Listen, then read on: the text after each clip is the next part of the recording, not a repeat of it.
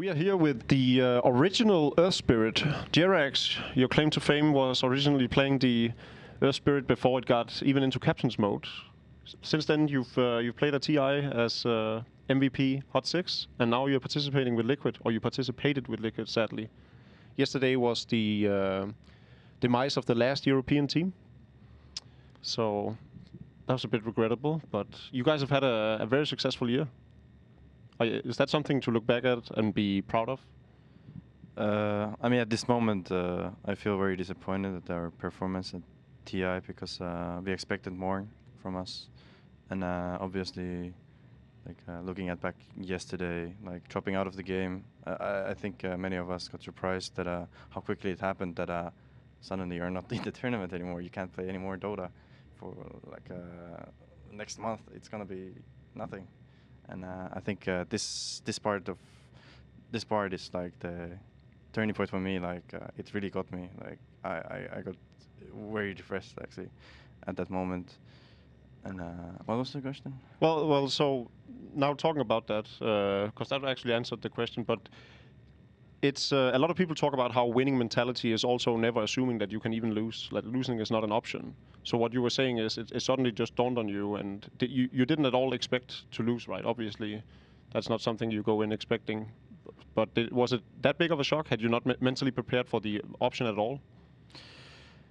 I mean, back of your mind is always the you think about this losing, and you're like, oh, what am I gonna do if I lose this tournament? But obviously, when you go to these games, and there's no room for this kind of thinking. You really need to just play your best, and you don't even think about winning. You actually just want to play your best because that's what matters in the end. Like if you played good at game, you're not gonna feel regretful, and right. I think that's really important. One game at a time, and you just focus on doing what you need to do. Yeah, and that answers the previous question, like how throughout the year, because now I'm only thinking the past, like yesterday. I'm only thinking that game, and I could say that in the next 2 weeks maybe I'm gonna be just fine. Like looking back, and we actually did really good with this team. Like yeah, definitely. I think you've been one of the strongest team throughout the year, obviously result-wise as well, but also one of the most interesting ones to follow alongside Wings and OG.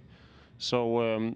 One of the reasons behind this is Kuro's captainship. This is his first TI as a captain. He's been a player in the past. What makes Kuro such a good captain? I think Kuro enables these for other people like do whatever they want to. Like it's really good for the team that the captain is like he keeps all these guys together, and he lets you do whatever you want, and this enables like for different kind of strategy, and I think overall the atmosphere is very like kind of leisure, but it's still like you feel this like there's this guy behind me, and I can trust him, and we're gonna do this together, like this kind of attitude. Yeah, because player-wise, outside of Kuro and Fader, you're all fairly new in TI. You played last year as well, but Matumba and Mind Control have their first TI. How do, for all the viewers out there that has this aspiring dream of becoming a pro player, how does one get detected? Like how are one discovered as a talent? Mind Control, for instance. How did you guys come about finding him?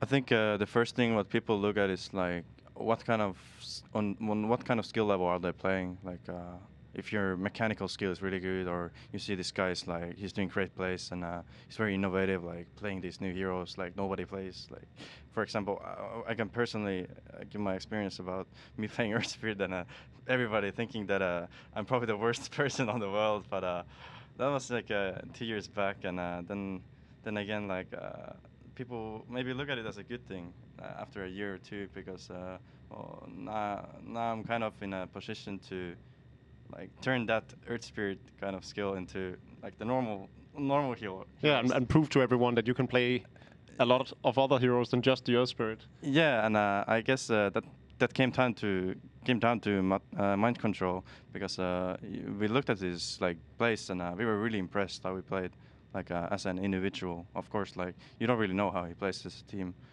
with other people, because well, public matchmaking and in-houses, these right. are like. So do you do like a series of tryout games against other teams? You play these scrims? I think the tryout was like kind of a bad word for our case, because I feel like when we chose someone, we really like committed. Okay. We want them to feel good. Like for example, for me as well, what happens is that Kuro and Farah just came to talk to me, and they really felt committed. And because otherwise, you're gonna feel like they're gonna kick me soon.